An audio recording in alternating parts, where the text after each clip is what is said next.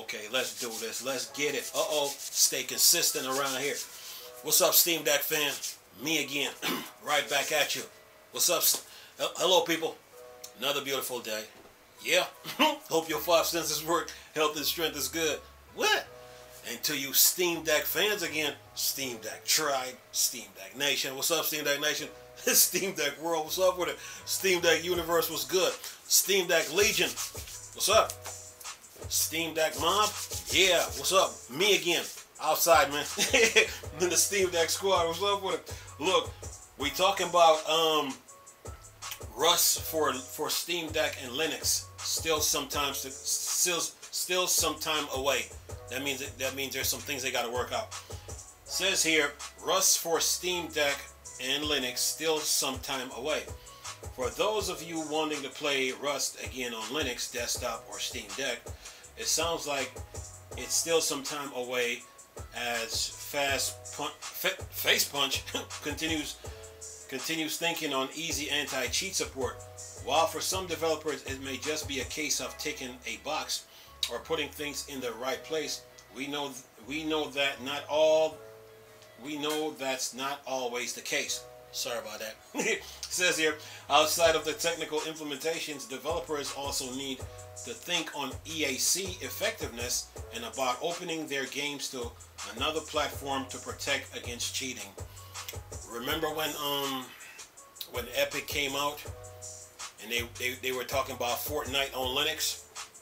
Same thing, but the good thing about Fortnite is you can install Windows on the Steam Deck and play Fortnite. Okay? Alright. Anyway, says here, in case of Rust, it seems the biggest issue is protecting that easy anti-cheat can offer, and if it's worth the time involved in setting it up and supporting it in a public environment. On Twitter, Facepunch Gary Newman mentioned in a reply to a user, "We're working through some issues trying to justify it. It would be a lot extra work to put on EAC. We can't do it if it's detrimental to main Windows player base." When I replied asking about Steam Deck, Newman replied, "Well, that's what we're evaluating. Steam Deck compatibility is the only reason to do it at all." As a follow-up, when asked what's the issue,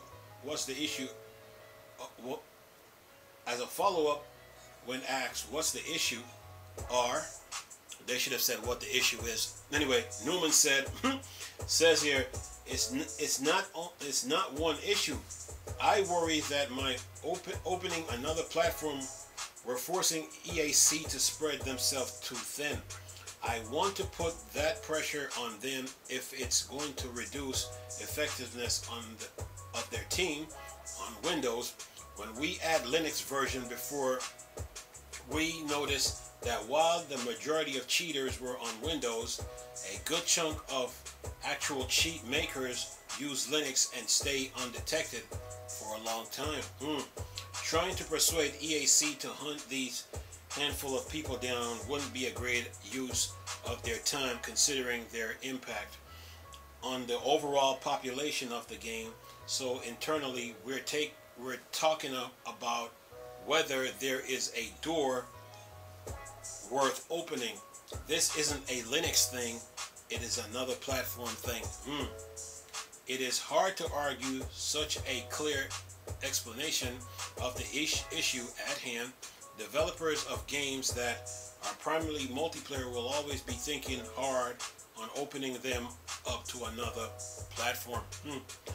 That said, easy anti-cheat must be somewhat effective even on Linux/Steam Deck, as it seems it's good enough for EA/Respawn with Apex Legend, which has a player base multiple times larger on Steam Deck compared to Rust. But one size does not fit all, of course. Newman mentioned this too in a reply to a user asking about it, and it's another fair point. He said here, "I don't know too much about the cheating situation in Apex to talk about it. Rust is really sensitive to cheating.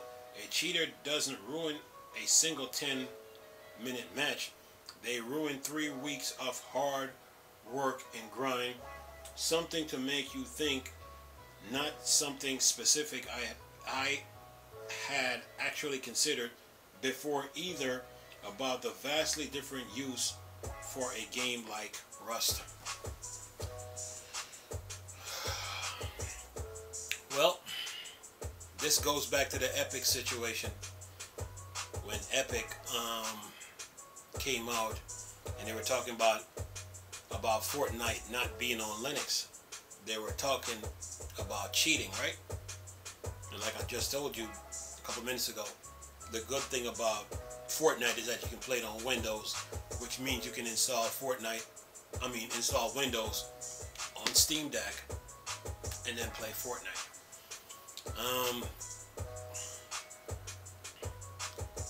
As far as like cheating goes, or moving games from one platform to the next,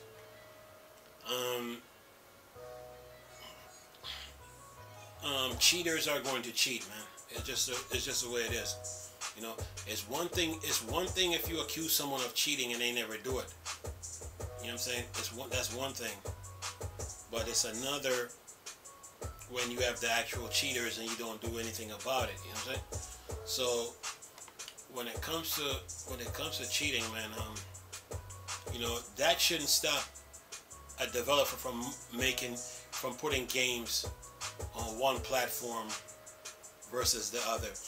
They should put the games on both platforms, both Windows and Linux, because in today's market,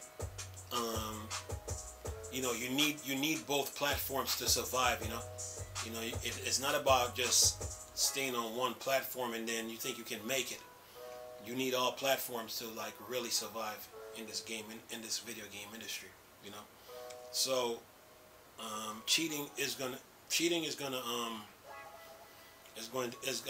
continue. I mean, the only thing the developers can do is find out what tools the cheaters are using to cheat games, and then write a code to block that specific file, you know, from being applied to the game while playing. That's the best way to combat it, you know. Or they could put a like a antivirus or like a malware within the game that they make, or spyware to detect cheating and stuff like that. And then like anytime someone tries to cheat the game, their screen goes blank and gives them a warning, you know. So that's the best way to combat cheating, you know. But you know but as far as like moving one game from one platform to the next, I understand that Windows and Linux are competitors, but they should make a Windows version of the game and they should make a Linux version of the game and just call it a day, you know. Just like how they did like when ID Software did Quake, you know. You had a Windows version, you had a Linux version. So you know, developers, you know, to survive this this market, you need to have games both on Windows and Linux, you know, to survive, you know, because the markets they change. So it's not good, you know. It's not good to like in the world we live in. It's not good to limit yourself, you know, to just like. It's not good to limit yourself to one thing. You know, I'm talking about like technology wise, you know, and computer wise, you know, it's not good. So as a developer, you want to put games on both, you know, both platforms, you know, so you can grow, so you can thrive, you know, and go on from there. But cheating is going to continue, but it's up to the developers now to put stuff within the code of the game to block cheaters, you know. That's what they can do, you know. Find out what tools they're using and stuff like that, and what software they're using, and then put a code within the game, and then you know, and then go on from there. Some developers like Windows, some developers like Linux, and others like both. They don't care. So when it comes to this gaming market, you want to have games on both platforms. Get the point? Anyway, I'm gonna leave this video for y'all to enjoy. Nice talking to you people again. Chris, still Star Wars and Star Trek fan for Dark Section. Go. Peace.